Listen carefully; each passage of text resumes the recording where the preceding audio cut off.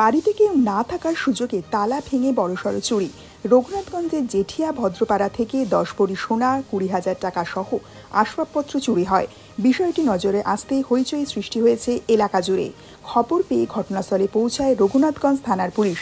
জানা গেছে, বাড়িতে এক বয়স্ক মহিলা থাকতেন। দিন পাঁচেক আগে পাশের গ্রামে এক আত্মীয়ের বাড়িতে গিয়েছিলেন তিনি। সেখানেই ছিলেন। মঙ্গলবার সন্ধ্যায় বাড়ি ফিরতেই দেখেন সবকিছু অগোছালো।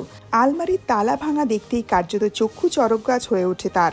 বিপুল টাকার সোনা এবং টাকা চুরি হয়ে যাওয়ায় কার্যত কান্নায় ভেঙে পড়েন ওই মহিলা। খবর পেয়ে ঘটনাস্থলে পৌঁছায় পুলিশ। পুরো বিষয়টি তদন্ত করে দেখছে রঘুনাথগঞ্জ থানার পুলিশ। এবার হঠাৎ করে আমি 4টের দিকে আমার ভাইয়ের বউয়ের কাছ থেকে ফোন পাই যে আমার নাইট ডিউটি চলছে এবং আমি ঘুমিয়ে আছি। হঠাৎ ফোনে কান্নাকাটি যে তোমার বাবার বাড়ি যাও, ভাইয়ের জিনিসপত্র সব অনেক চুরি হয়ে গেছে।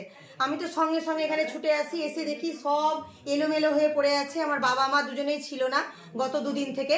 এসে দেখি যে মোট সামনে মানে পেছন দিক থেকে কেউ আসেনি, সামনের দিক থেকে জাস্ট ঠান্ডা মাথায় সব তালা ভেঙেছে।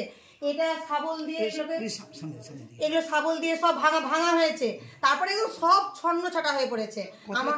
আমার মায়ের যত গয়না ছিল, মানে আমার ভাইয়ের বউয়ের কিছু থাকে না এখানে, আমার মায়ের যত গয়না ছিল মোটামুটি 10 ভরি গয়না চলে গেছে। বাবার যে ড্রয়ারে বাবার কিছু ক্যাশ রাখা থাকে মানুষের ইমার্জেন্সি বিপদের জন্য, বাবার কাছ থেকে, বাবা তো একদম কারেক্টলি বলতে পারছে না কত টাকা, কিন্তু গেছে বাবার কাছ থেকে টাকা গেছে। আর বাসন কুসন মায়ের যেগুলো, আমার মায়ের যেগুলো কাঁসার বাসন, মায়ের যা যাবতীয় জিনিস, আমার মায়ের জিনিসকে সব শূন্য করে দিয়েছে। এখানে কয়দিন ধরে বন্ধ ছিল? বাড়িতে লোক ছিল না, জাস্ট 2 দিন, 2টো রাত্রি তার মধ্যে চলে গেছে। হ্যাঁ, প্রথম দিন রাত্রিবেলাতেই উনারা বেরিয়েছেন, আর কালকের রাত্রিটা শুধু। আপনার নাম? আমার নাম চৈতালি দাস। আমাদের সামনে বাড়িতে পরশুদিন কিংবা তরশুদিন ডাকাতি হয়েছিল রাত্রে। আমরা কেউ জানতে পারিনি গভীর রাতে, এবং কালকে জিনিসটা জানতে পারি। ওইখানে পুলিশ, গ্রামের লোকজন সব আমরা সব দেখলাম, এবং তারপরে এই রাত্রে আবার সেই 12টা 1টা 2টোর দিকে আবার চলে এসেছিল। কতটা চুরি হয়েছে মোটামুটি সামগ্রিক?